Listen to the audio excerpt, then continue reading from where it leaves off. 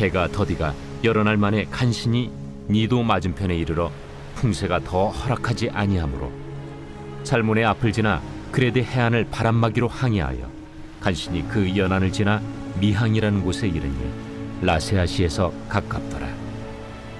여러 날이 걸려 금식하는 절기가 이미 지났으므로 항해하기가 위태한지라 바울이 그들을 권하여 말하되, 여러분이여, 내가 보니 이번 항해가 하물과 배만 아니라 우리 생명에도 타격과 많은 손해를 끼치리라. 백부장이 선장과 선주의 말을 바울의 말보다 더 믿더라. 그 항구가 겨울을 지내기에 불편하므로 거기서 떠나 아무쪼록 베닉스에 가서 겨울을 지내자 하는 자가 더 많으니, 베닉스는 그레데 항구라. 한쪽은 서남을, 한쪽은 서북을 향하였더라. 남풍이 순하게 불매 그들이 뜻을 이룬 줄 알고 닻을 감아 그레데 해변을 끼고 항해하더니 얼마 안 되어 섬 가운데로부터 유라굴로라는 광풍이 크게 일어나니 배가 밀려 바람을 맞추어 갈 수 없어 가는 대로 두고 쫓겨가다가 가우다라는 작은 섬 아래로 지나 간신히 거루를 잡아 끌어올리고 줄을 가지고 선체를 둘러감고 수르디스에 걸릴까 두려워하여 연장을 내리고 그냥 쫓겨가더니 우리가 풍랑으로 심히 애쓰다 이튿날 사공들이 짐을 바다에 풀어버리고 사흘째 되는 날에 배의 기구를 그들의 손으로 내버리니라. 여러 날 동안 해도 별도 보이지 아니하고 큰 풍랑이 그대로 있음에 구원의 여망마저 없어졌더라. 여러 사람이 오래 먹지 못하였음에 바울이 가운데 서서 말하되, 여러분이여, 내 말을 듣고 그레데에서 떠나지 아니하여 이 타격과 손상을 면하였더라면 좋을 뻔하였느니라. 내가 너희를 권하노니 이제는 안심하라. 너희 중 아무도 생명에는 아무런 손상이 없겠고 오직 배뿐이리라. 내가 속한 바 곧 내가 섬기는 하나님의 사자가 어젯밤에 내 곁에 서서 말하되, 바울아, 두려워하지 말라. 네가 가이사 앞에 서야 하겠고 또 하나님께서 너와 함께 항해하는 자를 다 내게 주셨다 하였으니, 그러므로 여러분이여 안심하라. 나는 내게 말씀하신 그대로 되리라고 하나님을 믿노라. 그런즉 우리가 반드시 한 섬에 걸리리라. 할렐루야. 오늘 주님의 놀라우신 은혜의 사랑이 우리 가운데 있음을 믿습니다. 우리 그 놀라우신 하나님 앞에 우리 감사와 찬양과 영광과 존귀의 큰 박수 올려드리겠습니다. 거룩하신 주님, 존귀하신 주님, 놀라우신 주님의 은혜와 사랑에 감사와 찬양을 올려드립니다. 주님 홀로 영광을 받아 주시옵소서. 주님 찬양을 받아 주시옵소서. 우리의 하나님, 우리의 주인 되신 주님의 이름을 송축합니다. 아멘. 할렐루야. 하나님의 놀라운 은혜 가운데 한 몸이를 우리 포도의 성도들, 오늘 이 시간 곳곳에서 흩어져서 예배하는 모든 포도의 성도들, 또한 글로벌 포드 식구들을 향해서 우리 한번 따뜻한 사랑과 마음을 담은 격려와 축복의 박수를 서로에게 보내도록 하겠습니다. 주님의 놀라우신 은혜가 우리 모두에게 있게 되기를 주님의 이름으로 축복합니다. 사랑하는 여러분, 성령 충만하십시오. 말씀 충만하십시오. 오늘 우리는 영상 예배로 또 드리면서 현장은 하나님께서 포도처치를 첫사랑의 자리로 부르신 포도의 베델과 같은 흰물결 아트센터에서 드려지고 있습니다. 오늘 비록 현장에서 우리 모든 성도들이 함께 하지는 못하지만 시공간을 초월하시는 성령의 역사가 여러분이 어디에 있든지 그 처소 가운데 충만히 임재하시기를 주님의 이름으로 축복합니다. 여러분이 있는 모든 곳이 하나님의 강력한 임재의 처소, 영적인 지성소가 되기를 주님의 이름으로 축원합니다. 우리 이렇게 한번 서로를 향해 고백했으면 좋겠는데요. 당신이 교회입니다. 이렇게 한번 축복하시겠어요? 당신이 교회입니다. 네, 움직이는 교회로 주님의 거룩한 처소가 우리의 영혼 육 가운데 세워지는 귀한 은혜가 있게 되기를 주님의 이름으로 축복합니다. 여러분이 철새에 관해서 잘 아시나요? 이 철새는 매년 때마다 수천 킬로미터를 이동하는 장대한 여정을 떠나는데요. 계절에 따라서 먹이가 풍부한 곳을 찾아내고 또 적절한 기온을 제공하는 환경에서 번식의 조건을 스스로 찾아 나서는 것이죠. 하지만 철새의 이 이동은 혼돈의 과정이 아니라 매우 질서 있는 계획입니다. 이들은 폭풍과 기후의 변화, 포식자의 위협 속에서도요, 끝내 정해진 목적지에 도착합니다. 이것은 단순한 습관이 아니라 그들의 DNA 속에 새겨진 본능적인 방향성 때문이라고 해요. 그들은 다양한 생물학적 내비게이션 시스템을 이용하는데요. 그러니까 철새들의 이 방향 감각은 지구의 자기장을 감각하고 감지하고 태양과 별의 위치를 활용해서 비행 경로를 조정합니다. 또 산맥과 해안선을 활용해서 지형을 기억하여 길을 찾고요. 무엇보다도 이 태어난 순간부터 이 경로들이 유전적으로 각인이 되기 때문에 이 본능적 DNA의 그 기억을 따라 목적지를 찾아갑니다. 그런데 이 과정 중에 철새들이 폭풍을 만난다면 어떻게 할까요? 철새들은 폭풍을 뚫고 날아가거나 일시적으로 피난처에서 기다렸다가 다시 이동을 한다고 해요. 이때 이 피난처에서의 휴식은 길을 잃은 것이 아니라 더 안전하게 목적지로 가기 위한 하나의 필요 과정인 것이죠. 이 일시적 착륙이 최종적인 목적지를 바꾸진 않습니다. 그들은 매년 같은 길을 따라 이동하고 같은 장소로 돌아옵니다. 어떤 새들은 태어난 곳을 기억하고 몇 년이 지나도 정확하게 돌아와요.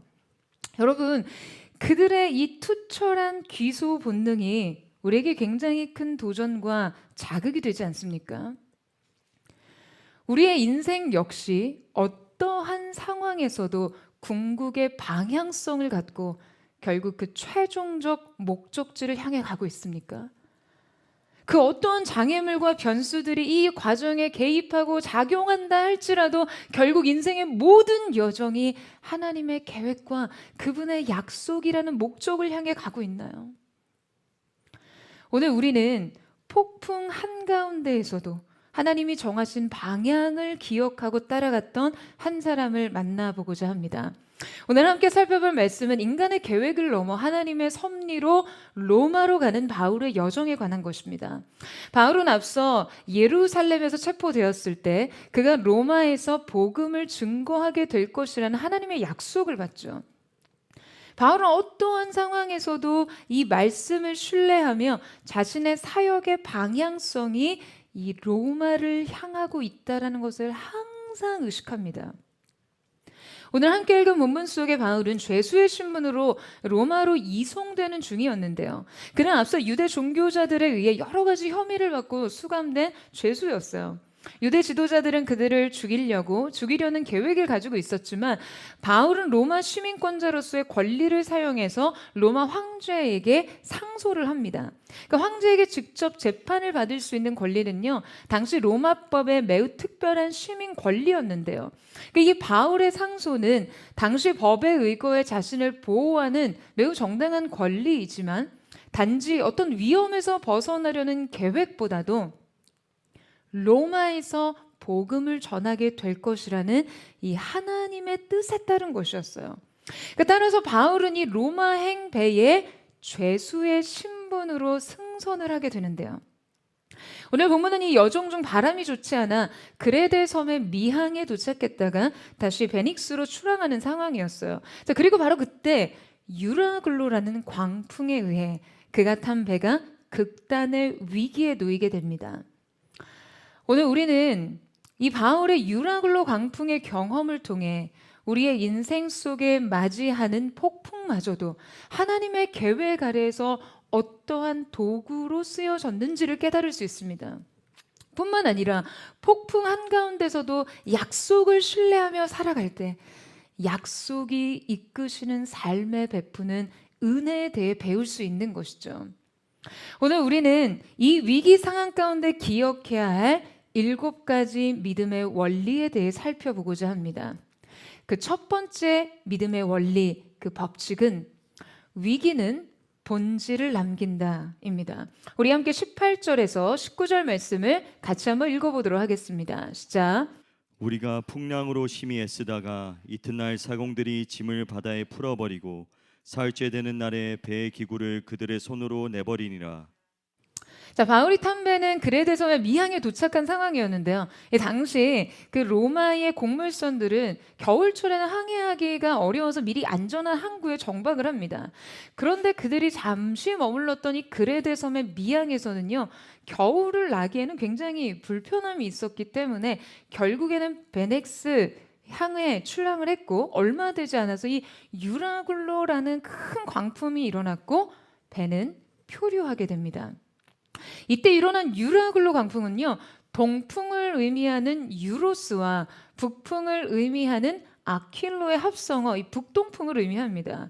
이 바람은요, 그레네의 섬의 높은 산에서 발생하는 이 두 기류의 강한 충돌로 인해 형성되어서 매우 거센 회오리 바람과 동풍을 동반합니다. 그러니까 그들은 바다 한가운데에서 만난 광풍에 살아남기 위해 다양한 조치를 취하는데요. 이때 바울이 탄 배는 이집트 알렉산드리아에서 출발한 대형 곡물 운반선이었어요. 그들은 미처 통제할 수 없던 이 광풍 위에서 과감한 결단을 내려야 했습니다. 바로 무게를 줄이는 일이 필요했어요. 그러니까 배의 무게가 너무 무거울 경우에는 전복의 위험이 있었고요. 배의 장비나 짐으로 인해 무게가 이렇게 한쪽으로 쏠릴 경우는 배가 기울어져서 침몰의 위험이 있습니다. 또 배가 이렇게 부러질 경우를 대비해 좌초할 경우에 충격을 최소한으로 줄여야 했죠. 그러니까 지금 그들은 배 위에서 진짜 지켜야 할 가장 필수적인 것만을 남겨야 했습니다. 당연히 목숨이었죠. 그들은 생존을 위해 배의 짐과 장비를 모두 바다에 던집니다. 이 바다 위에서 자신의 소유 전부를 내던진 것이었어요. 그러니까 먹고 살자고 했던 모든 수단도 다 내려놨어요. 여러분, 사람이 먼저 살아야 이 모든 것들이 비로소 의미를 갖게 되니까요. 결국에 가장 중요한 본질만 남기고 모두 비워낼 수밖에 없었습니다. 여러분, 지금 바다 한가운데서 만난 이 폭풍은요, 배 위에 사람만 남깁니다. 이제 배 위에 남은 것은 진짜 남겨져야 할 것들 뿐이었어요. 그러니까 이 말은 사실상 너무나 고통스러운 상황이기는 하지만 역설적으로 본질 빼고 다 비웠다라는 의미예요. 우리 인생에서도 우리 역시 이렇게 진짜 살아야 할 것, 진짜 지켜야 할 것, 진짜 남겨져야 할 것 빼고 다 내려놓는 순간이 있습니다. 그 순간은요, 너무나 큰 고통과 상실감이 따르지만 끝내 살기 위해서는 이 선택을 할 수밖에 없게 되는 것이죠.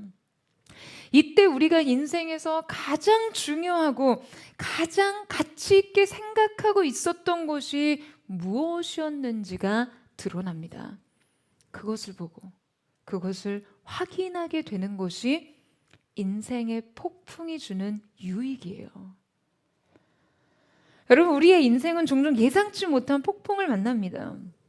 저는요, 정말 부디 여러분의 인생이, 또 우리의 교회가 폭풍이 없는 곳으로 순항하기를 바랍니다. 다만 예측할 수 없는 폭풍, 내가 결코 거부하거나 통제할 수 없는 폭풍을 만난 순간에는 여러분, 우리가 그 시간을 버티기 위해 반드시 기억해야 할 것이 있습니다. 여러분, 어찌할 수 없는 갈등에 직면했을 때, 감당할 수 없는 위기와 시련과 역경을 마주할 때 그 폭풍 치는 일상에서 기억해야 할 것이 있어요. 바로 본질만 남기라는 거예요. 그 본질은 결국 여러분을 향한 하나님의 뜻입니다. 여러분을 통해 이루고자 하시는 주님의 뜻이요, 주님의 목적이죠. 사랑하는 여러분, 여러분의 영혼이 고통 가운데 씨름하는 순간 기억하십시오. 모든 것을 가능하게 하고 의미 있게 하는 이 본질만 붙잡고 다른 비본질에 대해서는요, 여러분 최대한 가벼워지세요. 바로 그때 진짜 중요한 것만 담겨야 우리의 인생은 때로 전복과 침몰과 좌초에 더 큰 위험으로부터 자신을 지킬 수 있습니다. 저는 이 분별과 이 용기가 우리 모두에게 있게 되기를 주님의 이름으로 축원합니다. 위기의 상황 가운데 기억해야 할 7가지 믿음의 원리, 두 번째는 초연하고 초월해야 분별할 수 있다입니다. 우리 9절에서 11절 말씀을 같이 한번 읽겠습니다. 시작.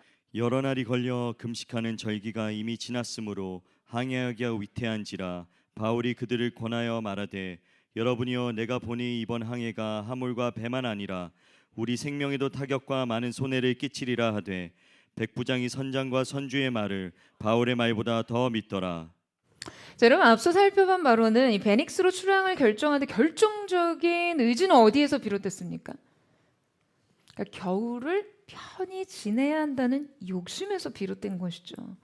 이 미항은요 276명의 사람들이 한 초를 보내기엔 다소 작은 섬이었어요.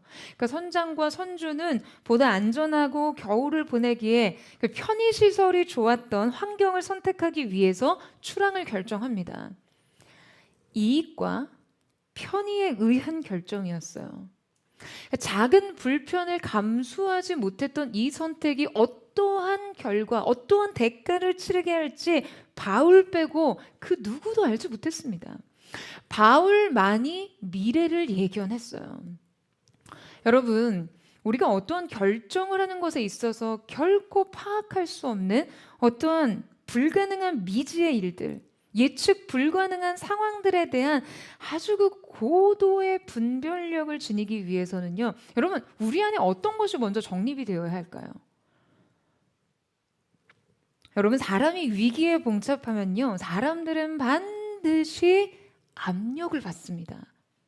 그때 사람들이 흡수하는 이 압력은요 다양한 방향으로부터 주어져요. 그러니까 지금 바울을 호송하던 백부장의 경우, 이 배에 승선한 군인들 경우에 자 여러분 이 분별력을 흐릿하게 하는 가장 큰 요인이 무엇이었을까요? 바로 책임론이에요. 여러분 그들은 분명 어떤 결정에 앞서서 상부의 보고가 매우 결정적인 압력을 행사하고 있었을 거예요. 그러니까 나의 책임을 최소화하는 것이 그들 결정에 지대한 영향력을 가지는 것이죠. 그런데 중요한 것은요, 이것이 상황 면피용의 결정이 아닌 본질을 꿰뚫고 파악한 결정이 되기 위해서는 냉철함이 필요합니다. 여러분 이 냉철함이 어디에서 주어집니까? 바로 초연함과 초월함에서 주어지죠. 여러분 어떠한 상황에서도 우리에게는요 이 초연함과 초월함이 필요합니다. 아멘이세요? 여러분 사람이 어떠한 것에 있어서 그 중심을 잡으려면요 이 두 가지가 반드시 필요해요. 당시 이 출항을 결정하기까지 선장과 선주는 경제적인 이유로, 또 백부장은 군사적인 필요로 출항을 강행했을 거예요. 그들은 모두 각자의 이익과 필요에 급급했어요. 하지만 이 배에 승선한 바울은요 이미 그 모든 것을 내려놓은 사람이었죠. 여러분 당시 유대인들에게 이 바다라는 것은 어둠의 세력들이 사는 곳이었습니다. 바다는요 언제나 미지의 세계, 정복되지 않은 세계, 낯선 세계입니다. 그래서 영국의 신학자 톰 라이트는 로마에 가기 위해 이 승선을 결심한 바울의 의지를 마치 죽음의 세계에 자신을 밀어넣은 행위다라고 분석합니다. 그러니까 사도행전의 저자였던 누가가 바울의 이 승선을 사도행전의 끝자락에 배치한 것은요 예수님이 십자가에 자신을 던지셨듯이 낯선 미지의 세계, 이 죽음에 자신을 밀어넣은 것처럼 표현하고 있다라고 해석했어요. 말하자면 그는 이미 죽기 죽기로 작정했습니다. 죽음 가운데 자신을 던지고 있는 것이죠. 여러분, 그래서 이 생명과 죽음 사이에서 초연할 수 있었던 거예요. 그는 어떠한 욕망에 얽매이지 않고 상황을 명확하게 바라볼 수 있었습니다. 상황에 급급하기보다 하나님의 뜻을 쫓았기 때문에 선명한 시각을 가질 수 있었어요. 뿐만 아니라 그는 이 엄청난 위기 가운데서도 완전한 하늘의 만족과 공급을 누리던 사람이었습니다. 자, 여러분, 지금 여러분 눈앞에요, 굉장히 진귀하고 맛있는 음식이 아주 가득 있다라고 가정을 해보세요. 그리고 이 음식을 사람들에게 분배해야 한다면 여러분, 어느 누가 가장 공정하고 공평한 방식과 분량으로 사람들에게 이 음식을 나눠줄 수 있을까요? 당연히 배부른 사람이죠. 여러분, 사람들은요, 자신의 배가 불러야 사람들에게 관대해 줍니다. 여러분, 우리가 어떠한 기준을 세울 때도요, 내 자신이 채워져야, 그때서야 타인에 대한 공평하고 공정한 기준이 정립되는 거예요. 그러니까 자신의 내면이 척박한 사람들은요, 절대 균형 잡힌 시각을 가질 수 없습니다. 자신이 중심을 못 잡고 그냥 흔들리는데, 여러분, 어떻게 모두에게 적용되는 기준을 세울 수가 있습니까? 아니, 자기 멘탈도 관리 못하는 사람이 누구를 통제할 수 있다는 거예요. 바울이 상황을 바르게 분별하고 대안을 제시하고 욕망에 휘저어지지 않을 수 있었던 이유는요, 지금 그의 내면이 이미 욕망에 대해 초연했고 삶과 죽음을 초월했기 때문이었습니다. 여러분, 여러분의 인생에 위기가 찾아왔을 때 이 균형과 분별을 가지기 위해서 먼저 여러분 자신이 주님 앞에서 초연하고 초월적인 존재로 만드십시오. 할렐루야. 내가 내 내면의 평안을 먼저 지키고요, 흔들리지 않는 중심을 정립하고 내 삶의 욕망과 질서를 정렬해야지만 대안을 제시할 수 있습니다. 여러분, 저는 바로 여러분이 그 사람이 되시기를 축원합니다. 이미 주님으로 채워진 인생, 그래서 기꺼이 나를 나눌 수 있는 그 사람으로 설 수 있게 되기를 주님의 이름으로 축원합니다. 위기의 상황 가운데 기억해야 할 7가지 믿음의 원리, 세 번째는 들음에서 믿음이 생기고 확신에서 권위가 생긴다 입니다. 자, 우리 20절 말씀을 같이 한번 읽겠습니다. 20절 말씀 시작. 여러 날 동안 해도 별도 보이지 아니하고 큰 풍랑이 그대로 있음에 구원의 여망마저 없어졌더라. 자, 여러분, 지금 이 배는요, 모든 짐과 장비들과 또 곡물들을 바다에 버린 후에 조금도 나아지지 않는 상황에 직면합니다. 유라굴라 광풍은 지금 약 2주 동안 계속되었다라고 기록되어 있어요. 지금 그들은 속수무채 그냥 그저 이 바람에 배를 맡기고 망망대해 표류하고 있습니다.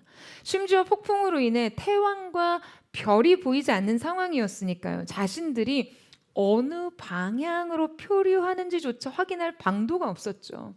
하늘의 나침반도 사라진 것 같았어요. 그들은 선원들의 경험, 모든 지식과 기술을 필사적으로 다 동원했지만 더 이상 버틸 힘도 방법도 남아있지 않다는 것을 깨닫습니다. 그러니까 여기서 이 구원의 여망마저 사라졌다, 없어졌다는 것은요, 그들이 모든 희망을 다 포기했다라는 것이죠. 칠흑과 같은 어둠 속에서 저항할 수 없는 바람에 휘말려 그냥 이리저리 휘청거리는 동안 그들은 모두 살 소망을 잃었습니다. 제 아무리 신락 같은 소망이라고 해도 살 수 있다는 소망은요, 그 사람으로 하여금 무언가를 붙잡을 수 있게 만들어요. 버틸 힘을 줘요. 하지만 이 살 소망이 끊어진 이상 그들은 더 이상 무엇을 기대할 수도, 무엇을 확신할 수도, 무엇을 붙잡을 수도 없었습니다. 그런데 바로 이때 이들과는 전혀 다른 기대와 확신을 굳게 붙잡고 있던 한 사람이 있었습니다. 그는 바로 바울이에요. 여러분, 앞서 설명했듯이 그는 이 배에 타서 여러분 어디를 향해 가고 있었습니까? 그는 로마 황제에게로 호송되는 죄수였어요. 그가 로마를 향해 가는 이유는 예루살렘에서 자신을 체포해서 죽이고자 하는 유대 종교 지도자들로부터 벗어나기 위함이었죠. 그러니까 이 배는 그에게 구조선이나 마찬가지였습니다. 그런데 이 배가 난파할 경우 바울을 포함한 죄수들은요, 이 로마 병사들에 의해서 사형에 처해지게 됩니다. 그 도주의 위험을 차단하기 위해서 죄수들을 그냥 처형해 버리는 거예요. 그러니까 유일한 생존 가능성이었던 이 배가 난파 직전이 된 상황은 죄수들에게 이 배의 운명과 상관없이 그냥 또 다른 죽음이 코앞에 다가왔다는 것을 의미하는 것이죠. 그런데 여러분, 바로 그런 상황에서 바울은 어떻습니까? 그는 살 소망이 완전히 끊어진 절대 절망의 순간, 절대 소망을 이야기합니다. 여러분, 이 바울의 확신은요, 단순한 감정의 낙관이 아니었어요. 이것은 하나님으로부터 들은 말씀에서 비롯된 확신이었습니다. 할렐루야. 그는 이 광풍 앞에서 권력도 계급도 군사력도 아무런 의미가 없을 때 여러분, 지금 오직 무엇 위에 굳게 서 있었습니까? 그는 말씀 위에 서 있었어요. 그가 이 상황에서 이토록 절대적인 확신을 붙잡을 수 있었던 근거는 여러분 어디에 있었나요? 첫째로 그가 들었다는 거예요. 여러분, 어떠한 위기 가운데서도 침묵하지 않고 대안을 제시할 수 있는 사람은요, 답을 가진 사람이에요. 여러분, 이 답은 어디에서 나옵니까? 여러분, 이 답은 믿음 안에 있고 믿음은 들음에서 납니다. 이 믿음은 어떠한 성향적 반응도 감정적 낙관도 의지적인 희망도 아니었어요. 이 믿음은 하나님의 말씀으로부터 그에게 주어졌기 때문에 가능한 것이었습니다. 모든 것을 동원하고도 어느 것도 확신할 수도 낙관할 수도 기대할 수도 없이 모든 소망이 끊어진 그 순간조차도 여러분들은 그 들음 위에서 답을 얻을 수 있습니다. 여러분, 이 사실을 믿으세요? 여러분, 저는 이 들음이 여러분 영혼의 믿음을 일으키고 소망을 일으키고 문제를 해결하게 할 줄로 믿습니다. 두 번째는 심지어 배가 난파된다 할지라도 반드시 목숨을 건질 거라는 이 확신은 자신의 삶을 온전히 사명 위에서 이해했던 까닭이었습니다. 여러분, 지금 이 확신은요, 그가 자신의 생명을 로마에서의 복음 증거라는 사명과 완전히 결부시켜놨다는 것을 의미해요. 말하자면 이 사명이 있는 한 죽지 않는다는 거예요.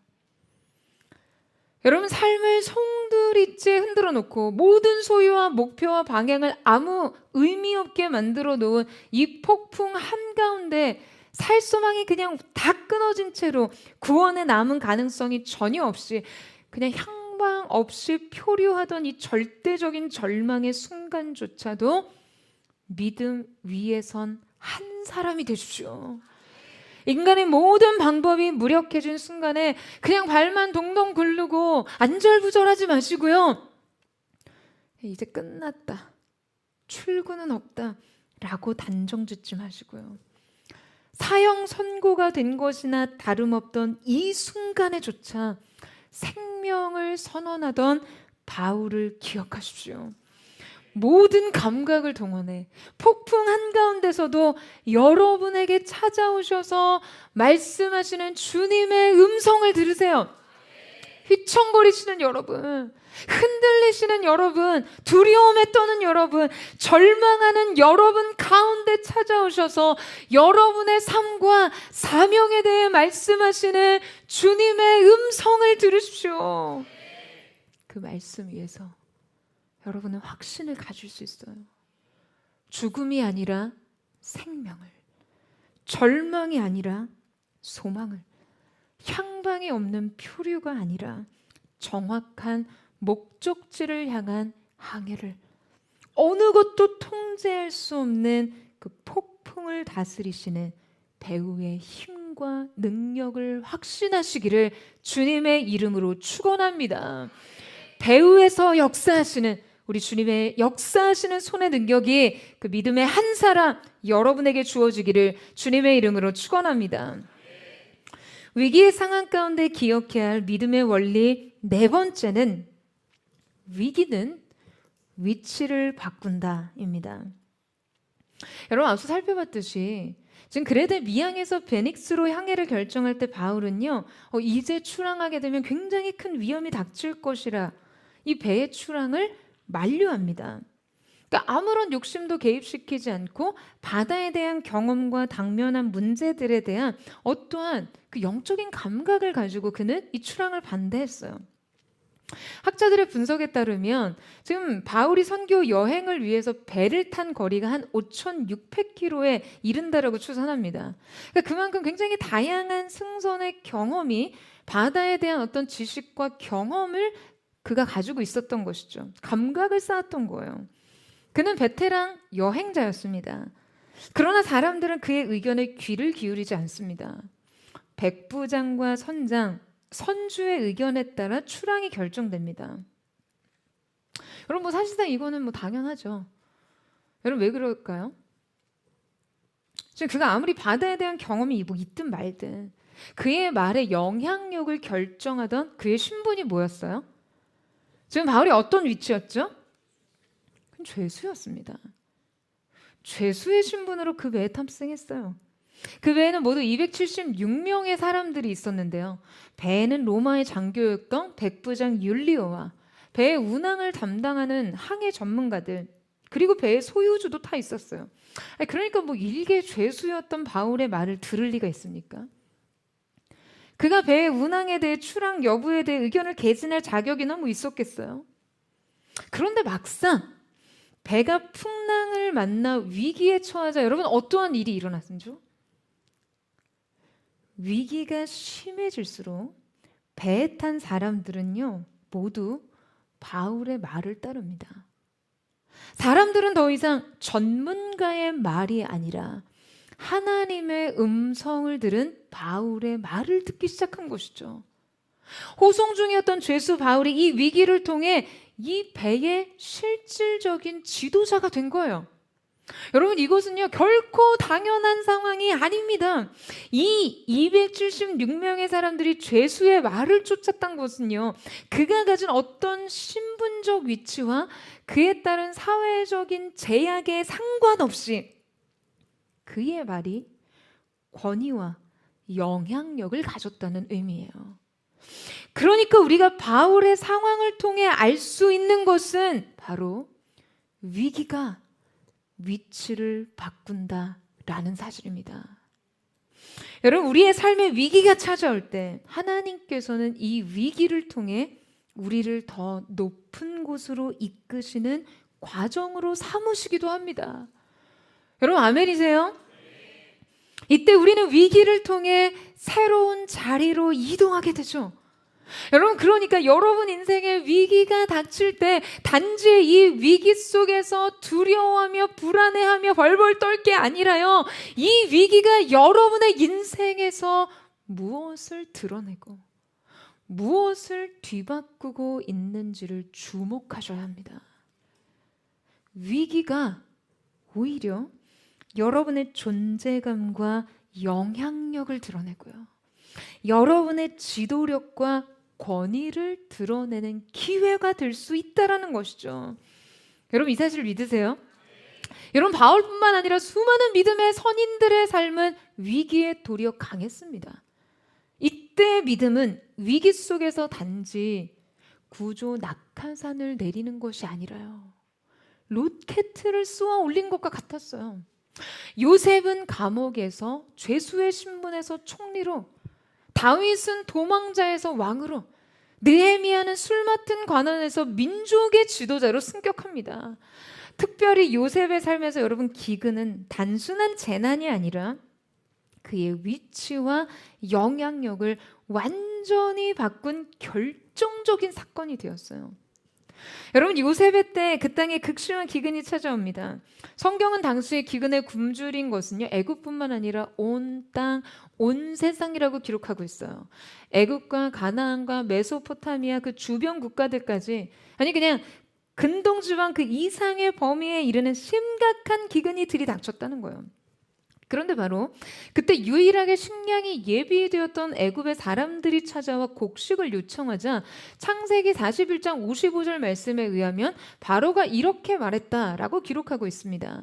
바로가 애굽 모든 백성에게 이르되 요셉에게 가서 그가 너희에게 이르는 대로 하라 하니라. 요셉에게 가서 그가 너희에게 이르는 대로 하라. 여러분, 지금 이 치명적인 위기는요, 정작 믿음의 사람, 약속의 사람 요셉에게 어떠한 권한을 부여합니까? 지금 여러분, 열강의 최고 권력자 바로의 입에서 뭘 말하고 있어요? 요셉에게로 가라. 그리고 그가 말하는 대로 해라. 여러분, 그의 말에 모든 권위를 부여합니다. 요셉의 말은 바로의 말 이상이었어요. 왜냐? 지금 이 심각한 위기를 해결할 수 있는 유일한 존재가 요셉이었기 때문이었어요. 위기의 순간 오히려 요셉의 정치적, 경제적 영향력은 그냥 절정에 오르게 된 것이죠. 여러분, 위기가 왔을 때 준비된 사람, 믿음의 사람, 약속의 사람은요, 오히려 실질적인 권위를 획득하는 기회를 만듭니다. 이 위기는 요셉을 단순한 행정가가 아니라 경제 체계를 변화시키는 사람으로 만들었어요. 사랑하는 여러분, 여러분의 삶에서도 이 점을 반드시 기억하십시오. 인생의 위기가 하나님의 손 안에 있을 때 이 과정이 여러분의 인생에 기회를 만들고 있다는 것을요. 위기의 순간 여러분의 위치가 뒤바뀔 수 있다는 사실을 반드시 기억하세요. 하나님 앞에서 준비된 사람들은요, 위기의 순간 반드시 그 영향력을 드러내게 되어 있습니다. 재난 속에서는 사람에 대한 재평가가 있을 수밖에 없어요, 여러분. 위기 속에서 진정한 질서가 개편되는 것이죠. 재편됩니다. 이때 믿음의 진정성을 드러내는 사람은요, 반드시 자신의 가치를 드러내고 위치를 역전시킵니다. 인생의 위기를 대하는 여러분의 믿음의 관점이 깨어나고, 여러분, 어떠한 위기 속에서도 믿음으로 맞서는 여러분 되시기를 축복합니다. 우리 포드의 성도들 되시기를 주님의 이름으로 축원합니다. 위기 상황 가운데 기억해야 할 다섯 번째 믿음의 원리는 살리는 사람만이 리더가 될 수 있다입니다. 여러분, 바울이 자신에게 임한 하나님의 음성을 사람들에게 전하며 지금 그는 사람들에게 무엇을 선언합니까? 여러분, 그는 하나님의 말씀 위에서 완전한 확신 가운데 사로잡혀 있었어요. 그가 사람들에게 말하죠. 안심하라. 나는 말씀을 행하실 하나님을 믿노라.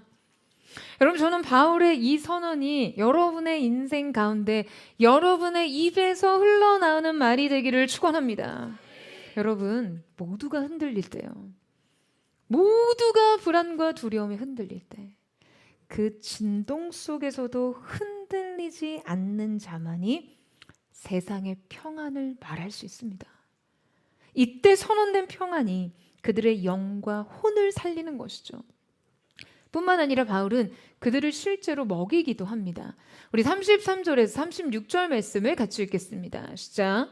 날이 새어감에 바울이 여러 사람에게 음식 먹기를 권하여 이르되 너희가 기다리고 기다리며 먹지 못하고 줄인 지가 오늘까지 열 나흘인즉 음식 먹기를 권하노니 이것이 너희의 구원을 위하는 것이요 너희 중 머리카락 하나도 잃을 자가 없으리라 하고 떡을 가져다가 모든 사람 앞에서 하나님께 축사하고 떼어 먹기를 시작하매 그들도 다 안심하고 받아 먹으니. 자, 여러분, 바울은 배에 탄 사람들에게 지금 실제적으로 무엇이 필요한지를 정확하게 파악하고 있었어요. 첫째는 샬롬이었고요. 둘째는 음식이었습니다. 여러분, 지금 사람들은 열 나흘 동안, 즉 2주 동안 폭풍에 시달리면서요, 음식에 대한 모든 욕구를 잃었어요.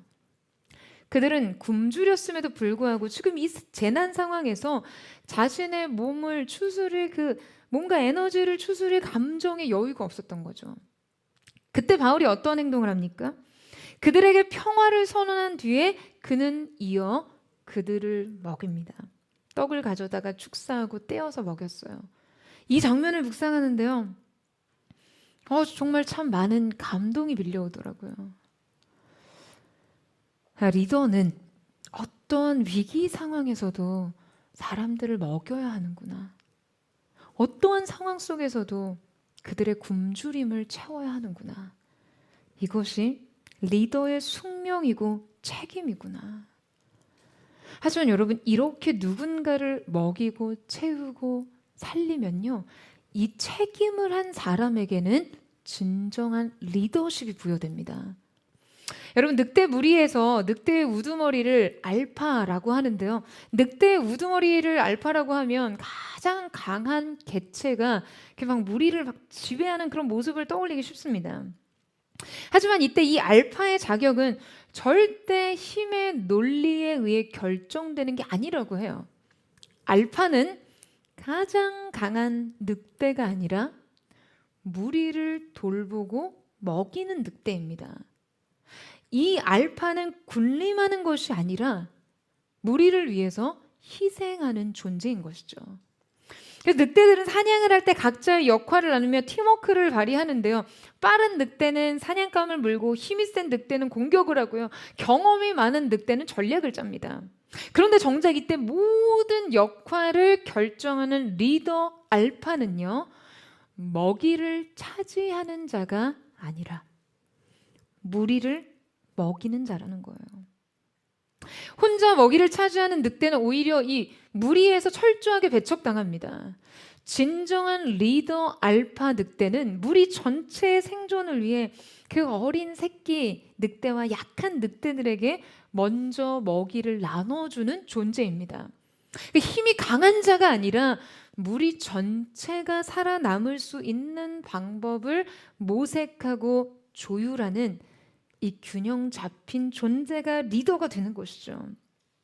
여러분, 여러분의 인생에서 진정한 영향력을 가지기 위해서는요, 위기의 순간 누군가를 살리는 사람이 되셔야 합니다. 여러분, 아멘이세요? 여러분의 말로 평안을 전하고 여러분의 손으로 떡을 떼어주세요. 비관에 빠지면 고립됩니다. 나 혼자 살려고 하면 배척당합니다. 진정한 영향력은 주변을 돌볼 때, 돌아볼 때 형성돼요. 이 시선으로부터, 이 돌봄으로부터, 이 생명 나눔으로부터 여러분은 진정한 리더가 될 수 있는 것이죠. 저는 이 시대 정말 이 알파와 같은 리더들, 사랑하는 포드 처치 가운데 이러한 영적 리더들이 시대 가운데 배출되는 은혜가 있게 되기를 주님의 이름으로 축원합니다. 위기 가운데 기억해야 할 7가지 믿음의 원리, 6번째는 약속은 불시착하지 않는다입니다. 여러분, 바울이 사람들에게 떡을 떼어 먹이자 사람들이 이제 용기를 막 얻게 되는데요. 그 이후 곧이어 이 배는 얕은 무리의 암초에 걸려서 부서지게 됩니다. 배가 좌초되자 사람들은 부서진 부유물에 의지해 모두 안전하게 섬으로 이동을 하게 되죠. 자, 우리 함께 28장 1절에서 2절 말씀을 같이 읽겠습니다. 시작. 우리가 구조된 후에 안즉 그 섬은 멜리데라 하더라. 비가 오고 날이 참해 원주민들이 우리에게 특별한 동정을 하여 불을 피워 우리를 다 영접하더라. 자, 여러분 지금 그들 276명 전원은요 안전하게 육지에 상륙하게 됩니다. 지금 함께 읽은 28장 1절에 보면요 우리가 구조된 후에 안즉 그 섬은 멜리데라 하더라 라는 것은요 그저 단지 멜리데 섬에 상륙했다라는 의미가 아니에요. 이 섬이 멜리데라는 데에 어떠한 깨달음이 있었다는 거죠. 여러분 분명 바울은 로마로 가는 배의 호송 중이었죠. 그가 반드시 황제 가이사 앞에서 복음을 전하게 될 것이라는 이 약속을 따라 그는 항해를 했던 것이었습니다. 그런데 지금 매우 당혹스럽게도 바울은 이 멜리데 섬에 불시착합니다. 마치 약속의 불시착 같은 상황 말이죠. 많은 사람들이 실제 이런 상황에 직면하면 약속을 회의하고요, 의심하기에 이릅니다. 그동안 자신이 붙잡아왔던 이 믿음과 사명이 그냥 너무 작고 초라해져요. 이때 일어나는 수많은 질문들에 쉽게 답을 달지 못하면서 자신 안에 이 방향성과 확신들이 그냥 너무나 흐릿해지는 것이에요. 여러분 그러나 바울은 아마 이 멜리데 섬이 그의 여정에서 무엇을 의미하는지를 너무나 잘 알고 있었습니다. 하나님께서 그를 이 섬으로 이끌어 가신 이유를 말이죠. 여러분 이 멜리데라는 이름은요 피난처라는 의미입니다. 폭풍 끝에 가 닿은 곳이 바로 피난처였던 것이죠. 1절에 우리가 구조된 후에 안즉 그 섬은 멜리데라 하더라 라는 말은 우리는 그곳에 이름이 잘 붙여진 것을 깨달았다 라는 의미로 풀이할 수 있습니다. 그러니까 말하자면 이 여정은 단지 약속의 불시착이 아니라 꼭 필요한 과정으로서의 의미가 있었다는 거예요. 여러분 게다가 바울은 이곳에서 매우 독특한 경험을 하게 됩니다. 함께 읽었듯이 원주민들이 지금 그들에게 매우 특별한 호의를 베풀었다는 것이 기록되어 있는데요. 그들은 섬에 상륙했을 때 물에 흠뻑 젖은 276명의 사람들에게 불을 지펴줍니다. 당시는 11월이었으니까요. 그러니까 오늘날 몰타 섬인 이 멜리데 지역은 아침 기온이 매우 낮고 비가 내렸을 것으로 추정됩니다. 고대 지중해 지역에서는 난파한 사람들을 노예로 팔거나 약탈하는 경우가 많았지만 지금 이 섬의 원주민들은요 비에 젖은 채로 비를 맞으며 추위에 떨고 있던 이 문명인들을 그냥 아무런 대가 없이 따뜻하게 환대하던 것이죠. 그런데 바로 그때 또 전혀 예상치 못한 일이 벌어집니다. 바로 불을 피우는 과정에서요 독사가 바울의 손을 문 거예요. 아니 왜 하필? 왜 또 바울인 거예요? 여러분 당시 고대 사회에서 독사에게 물리는 것은요 신의 저주로 해석됐습니다. 그러니까 이러한 의식은 섬 지역 특유의 토착 신앙과 어떤 미신적인 믿음에 근거한 것이었는데요. 이것이 어느 사회이든 어느 사회 의식의 기저에 깔려 있는 종교의 영이죠. 우리 사회에서도 사람들이 이성적인 사고와 상관없이 반응하는 그런 어떠한 그런 미신적인 믿음이 있습니다. 믿는 우리조차도요. 이 종교의 영에 사로잡혀 어떠한 상황에 대해 굉장히 뿌리 깊은 죄의식과 정죄의식에 근거한 극단적인 판단을 내릴 때가 있죠. 그냥 뭔가 일이 좀 잘못되면 은혜 대신에 하나님의 저주나 심판과 어떤 징계를 논하게 되는 거 말이에요. 여러분 우리 안에도 언제나 기생하고 있는 이 종교의 영을 대적해야만 합니다. 처음 환대와 호의를 베풀었던 사람들이 그냥 바울을 한순간에 살인자로 매도했을 때 이 순식간에 일어난 사건에 대해 여러분이 얼마나 당혹스러운 감정이 생겼을까요? 앞서 로마로의 여정에서 예상치 못한 풍랑을 만나고 멜리데에 상륙했던 것처럼 지금 이 또한 약속의 성취에 있어서 너무나 이해가 되지 않는 과정이었죠. 여러분, 그러나 실수가 없으신 하나님께서는 이 모든 과정을 결코 헛되이 쓰시는 분이 아니십니다. 할렐루야. 이 사실을 믿으세요? 여러분 기억하세요. 반드시 기억하세요. 하나님의 약속은 결코 불시착하지 않습니다.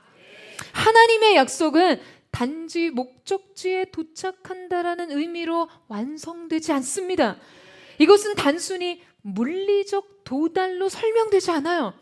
하나님의 약속의 성취를 향한 모든 여정을 통해 영적인 정확성과 사명의 완성도를 높여 놓으십니다. 이 모든 과정은요, 이 완성을 위해 필요한 것일 뿐이에요. 여러분, 그가 난데없이 독사에 물린 이후 상황은 매우 급격하게 반전됩니다. 처음에 그를 신의 저주를 받은 살인자로 간주하던 사람들이요, 독사에 물린 후에도 바울이 죽지를 않아요. 하나, 둘, 셋. 죽지를 않아요. 죽지 않고 생존하자 그를 신적인 존재로 여기게 된 것이죠. 그리고 이를 계기로 그는 그 섬에 복음 전파의 기회를 얻게 됩니다. 섬의 지도자 보블리오의 아버지의 병을 치유하기에 이뤄요. 여러분, 놀라운 사실은요, 기독교 역사적으로 이 멜리데 섬의 추장 보블리오는요, 초대 교회 감독이 되었고, 이 섬에서 초기 기독교의 카타콤이 발견됩니다. 이 지역이 복음화된 것이에요.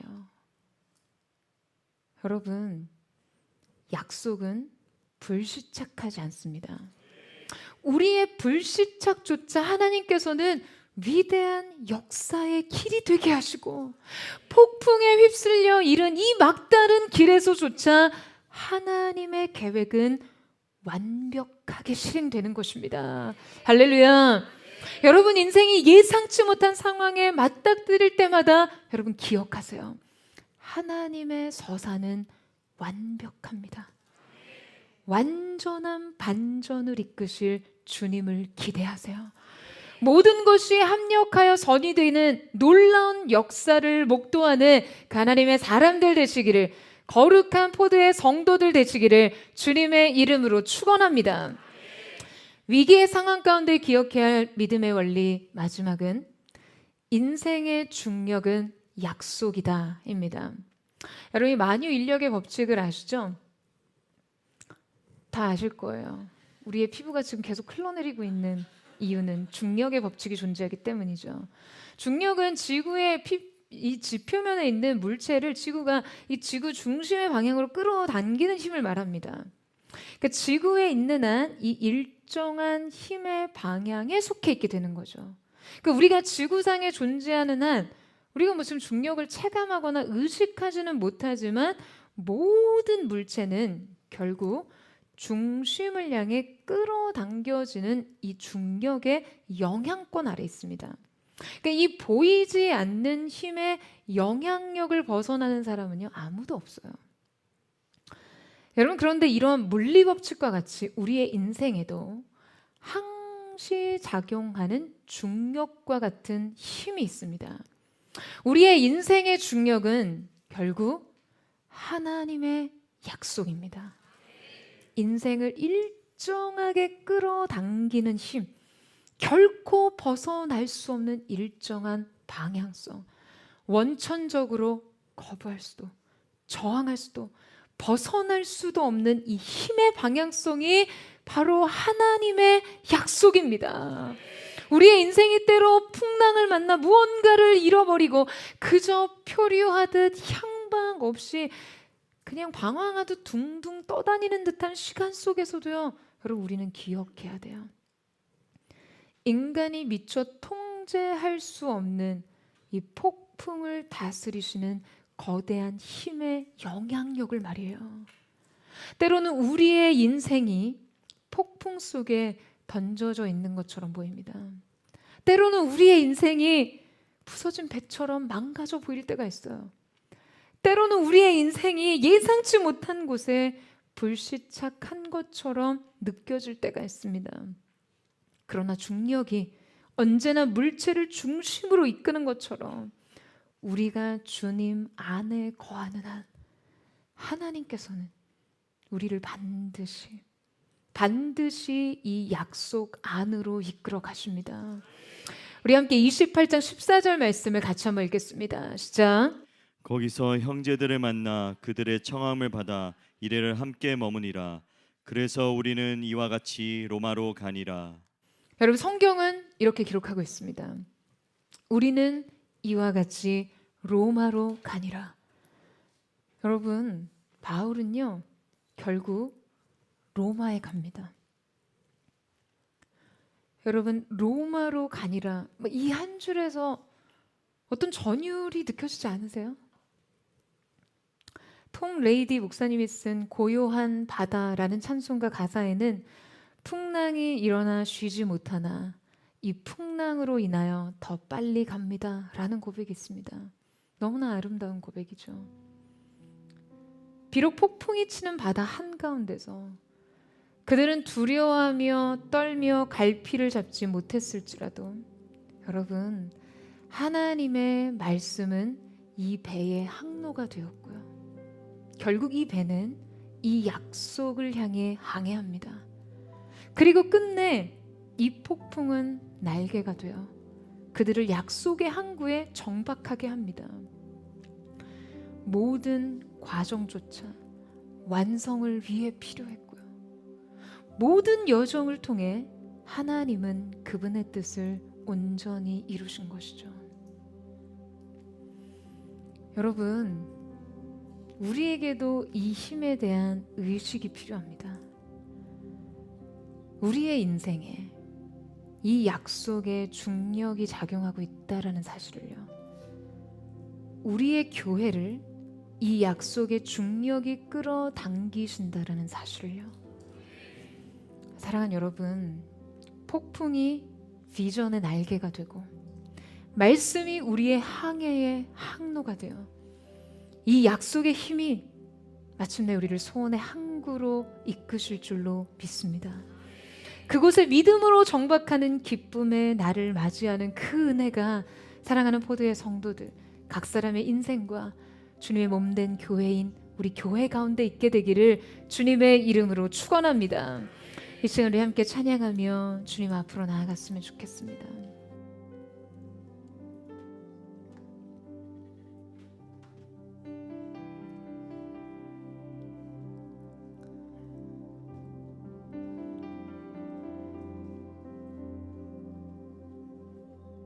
사랑하는 주님,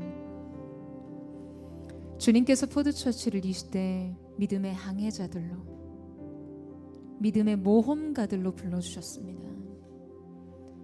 주님의 약속을 따라 사명을 향해 가는 이 길에서, 각 사람의 인생 길에서 때로 위기를 만나 인생의 향방을 알지 못한 죄, 방황하고 표류하는 듯해 보이지만 주님, 우리의 인생과 주님이 부르신 우리의 몸된 교회는 반드시 약속을 향해, 이 부르심의 사명을 향해 있음을 믿습니다. 이 모든 과정 속에 무의미한 것은 하나도 없고 주님의 말씀의 성취를 위해 필요한 모든 것임을 주님 앞에 믿음으로 고백하며 나아갑니다. 오늘 이 믿음의 항해자 된 사랑하는 포도의 성도들의 마음속에 폭풍 속에 주님을 발견하게 하시고 오늘 주님의 품에 안겨 주님과 함께 우리를 인도하시는 선한 목자 되신 주님께서 이 믿음의 항해에 선장되시고 주님의 말씀이 우리의 걸음의 항로가 됨을 믿음으로 바라보며 나아가게 하여 주시옵소서. 주님을 바라봅니다. 주님의 임재 앞으로 나아가기를 원합니다.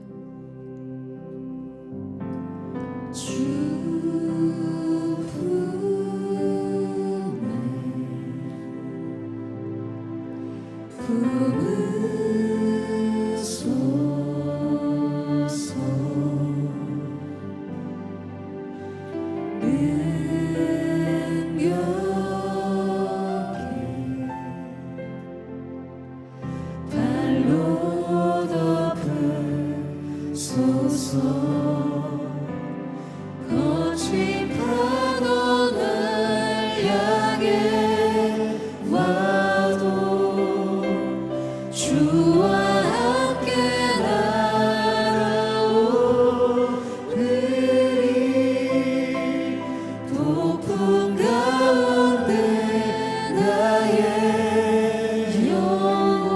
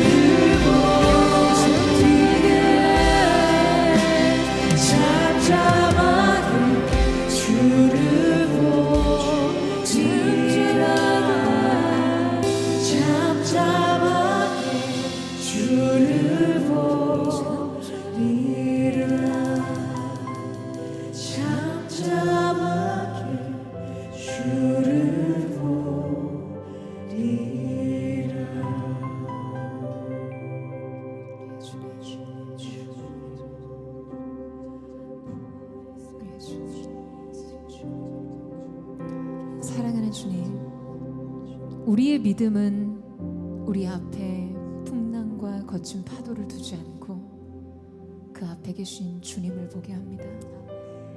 오늘 이 믿음이 사랑하는 포도의 성도들의 믿음이 되게 하여 주옵소서. 인생의 위기를 진정한 기회로 여기는 자들 되게 하여 주십시오. 우리의 믿음의 항해 위에 남겨진 것은 여러분 무엇입니까?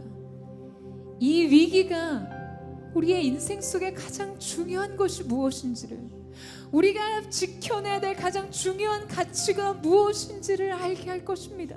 그것이 이 풍랑이 우리에게 남긴 유익인 줄로 믿습니다.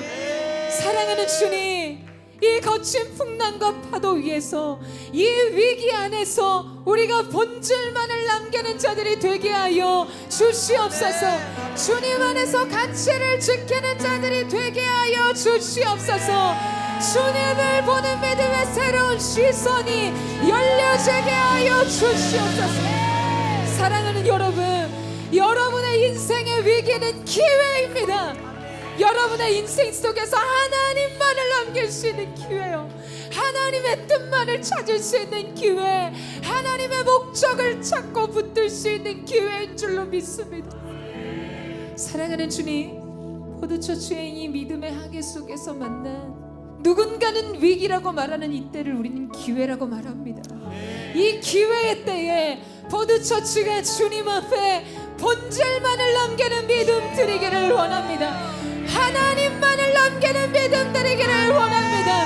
주님이 우리에게 부여하신 사명의 가치, 부르심의 영광만을 남기는 거룩한 은혜의 기회 되기를 원합니다. 기꺼이 믿음으로 운전하며 이 믿음의 항해를 계속하기를 원하오니 본질만이 남겨지는 시간으로 기꺼이 사용하여 주시옵소서. 광야에 외치는 노래, 광야에 외치는 소리로 주께 부르짖으며 나아갑니다. 우리 전심으로 주여 세 번 부르짖고 우리의 주의 동성으로 기도합니다. 주여,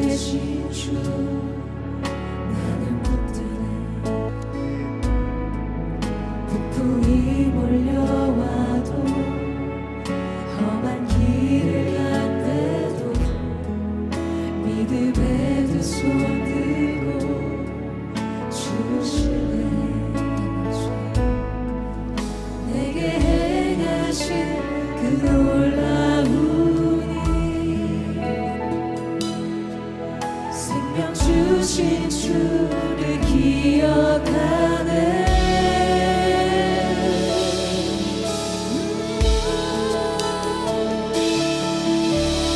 그 사랑이 내려와 날 자유케 하셨네.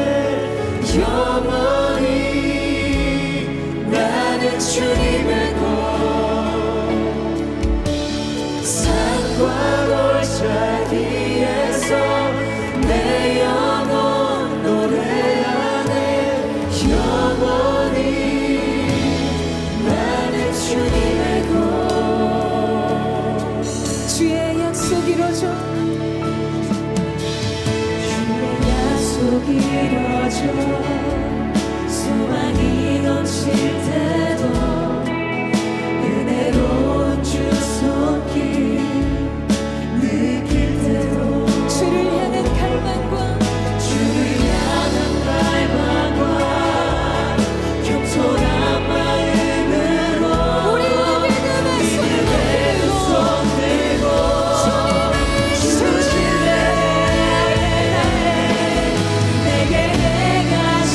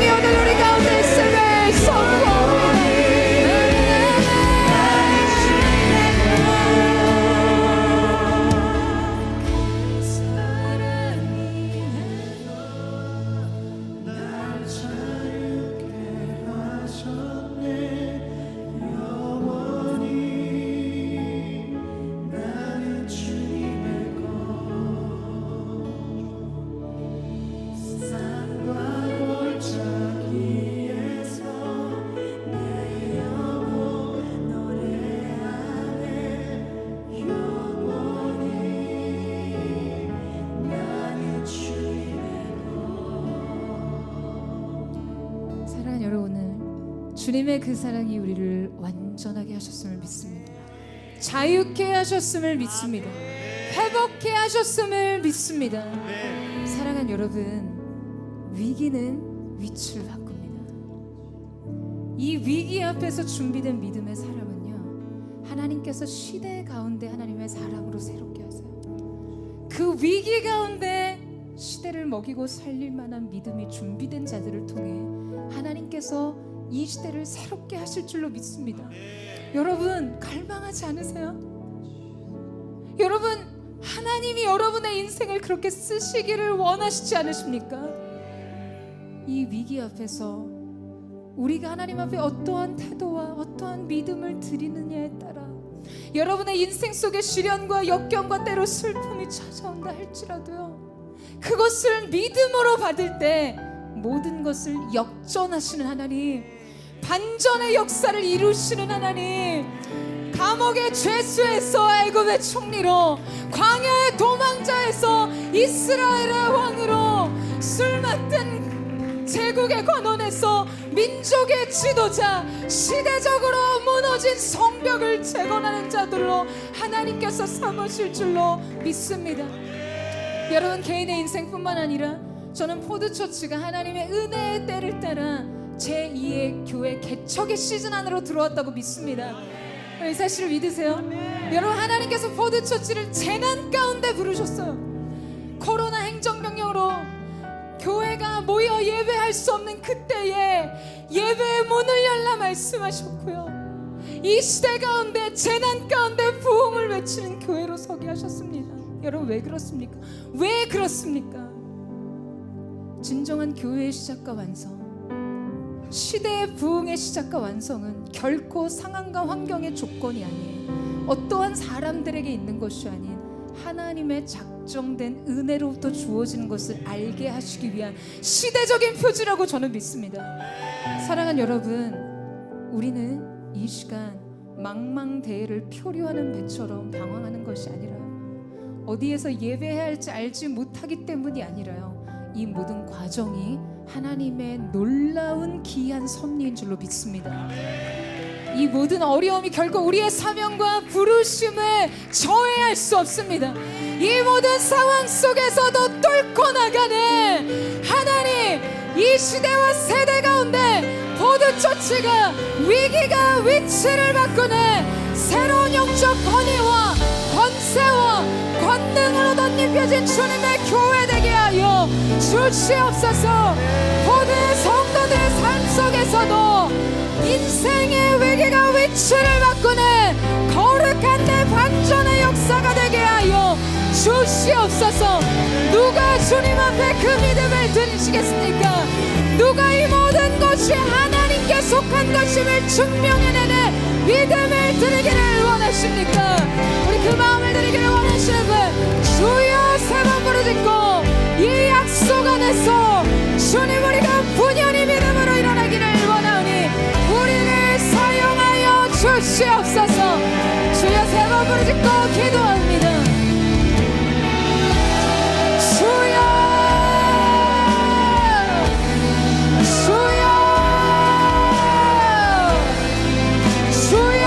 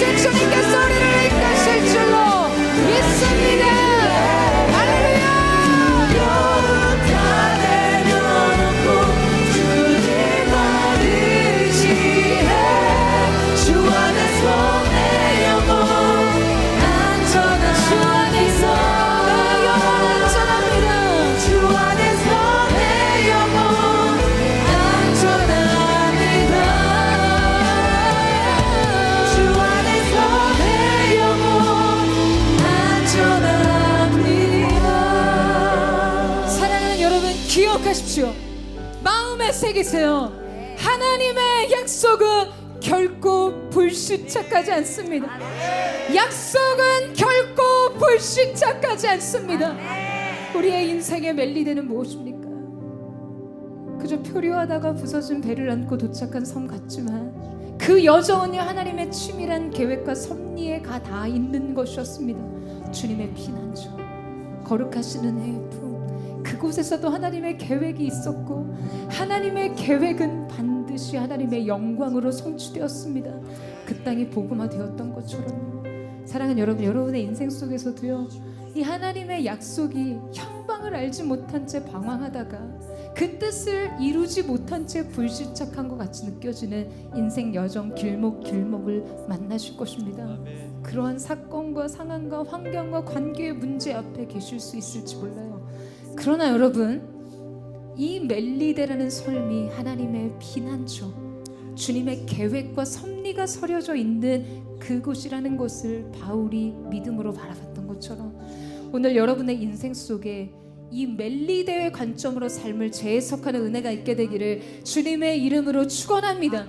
여러분, 우리의 인생 여정과 과정에서의 사건은요, 축복의 결론과 은혜의 결론만을 위한 것이 아닌 이 믿음의 여정 그 자체에도 하나님의 성취가 있고 완성된 하나님의 뜻과 목적이 있는 줄로 믿습니다. 약속은 결코 불시착하지 않습니다.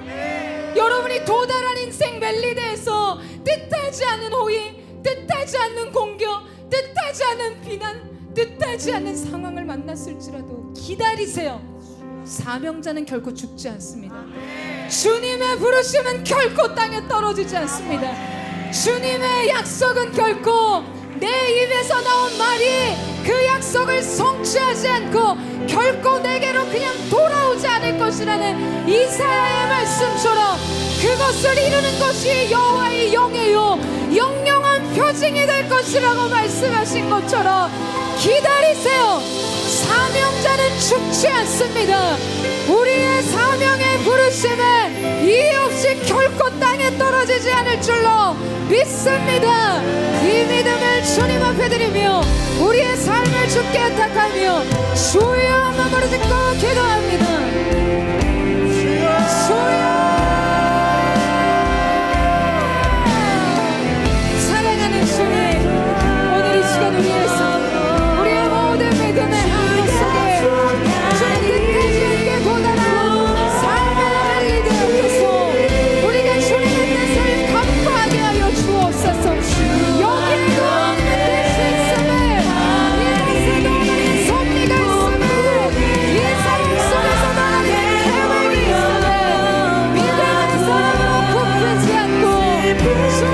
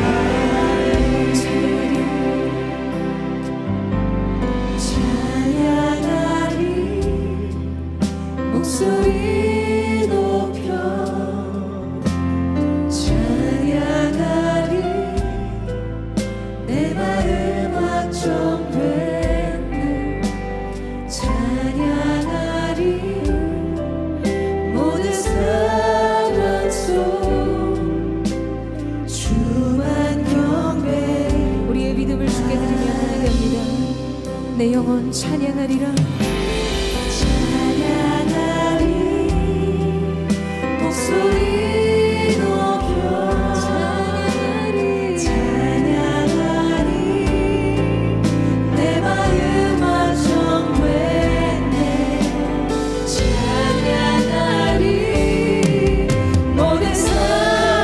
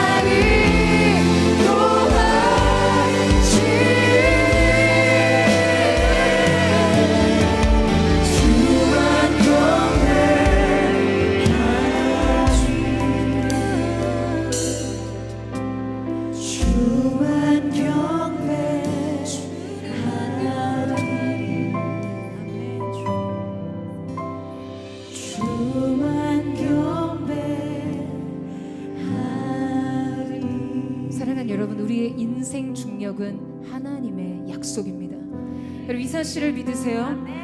이 약속이 이끄시는 소원의 항구에 우리는 반드시 도착할 것입니다. 마침내 로마에 이르니라. 바울은 마침내 로마 약속이 가리키는 그곳에 섰어요. 그의 인생 믿음의 항해의 궤적은 하나님의 인도하심, 사명을 하는 동안 하나님의 약속의 길이었습니다. 사랑하는 여러분, 이 시간 여러분, 사랑하는 포도의 성도들의 인생 중력은 하나님의 약속임을 믿습니다. 사랑하는 포드처치의 방향은 약속이 이끄시는 도시일 줄로 믿습니다. 우리의 믿음의 항해의 모든 궤적을 하나님이 하셨습니다라는 믿음의 고백이요, 우리를 향한 하나님의 기쁨이 되기를 원합니다. 우리 마지막으로 한 번 더 기도할 때 다 같이 그 자리에 일어나셔서 우리 두 손 높이 들고 우리 함께 포도처치의 다음 걸음을 놓고 주 앞에 탁하며 기도하며 나아가기를 원합니다. 여호와는 나의 목자시니 내게 부족함이 없으리로다. 그가 나를 푸른 초장에 누이시며 쉴만한 물가로 인도하시는도다. 자기 이름을 위하여 의의 길로 인도하시는도다. 주님 하나님의 영광의 이름을 위하여 우리를 의의 길로 인도하여 주옵소서. 목자를 따르 푸른 초장과 쉴만한 물가에 이르게 하여 주시옵소서. 너희의 인내를 이루라. 조금도 구비하여 부족함이 없게 하려 하심이라. 믿음의 인내로, 믿음의 여정으로 마침내 주님의 약속에 이르는 거룩한 주님의 교회 되게 하여 주시옵소서. 제2의 교회 개척, 하늘로부터 부어진 부흥의 새로운 시즌이 되게 하여 주시옵소서. 우리 모든 처치의 다음 걸음을 축복하며 부흥을 선포하며 주여 세 번 부르짖고 기도합니다. 주여, 주여, 주여, 주여.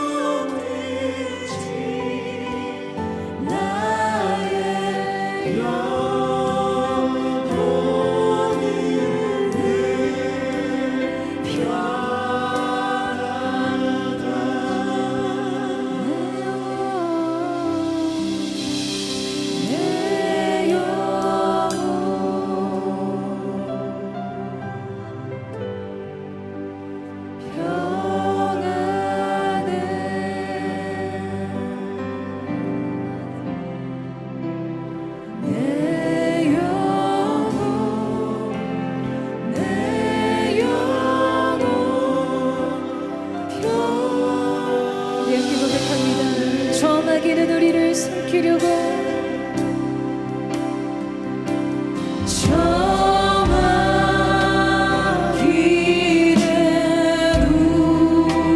우리를 삼키려고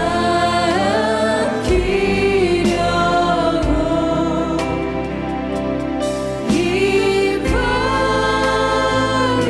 벌리고 달려와도 주 예수는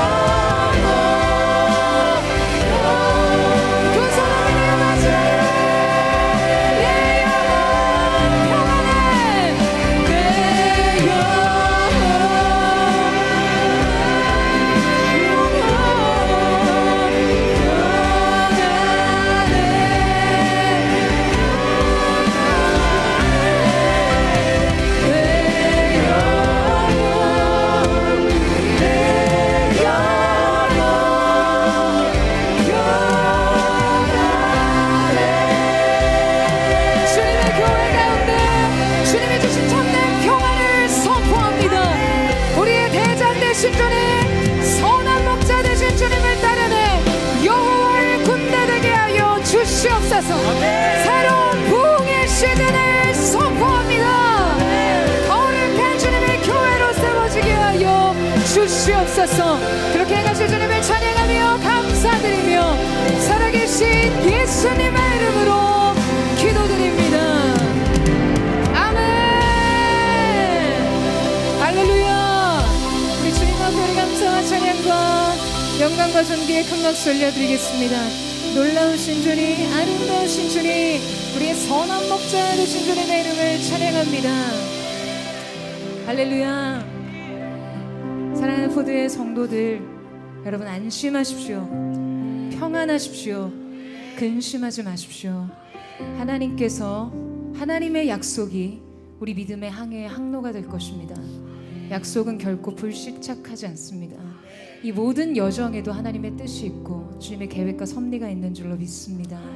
오늘 그 평안이 우리 가운데 있기를 축복합니다. 세상은 위기라고 말할 수 있지만, 사람들은 위기라고 말할 수 있지만, 믿음의 관점에서 이 시간은 기회인 줄로 믿습니다. 영적인 판도를 변화시키는 하나님이 주신 결정적 기회임을 믿습니다. 포도처치 가운데 새로운 부흥의 시즌이 시작되었음을 선포합니다. 우리를 통해 큰일을 행하신 하나님 앞에 우리 다시 한번 감사와 찬양과 영광과 존귀의 박수 올려드리겠습니다.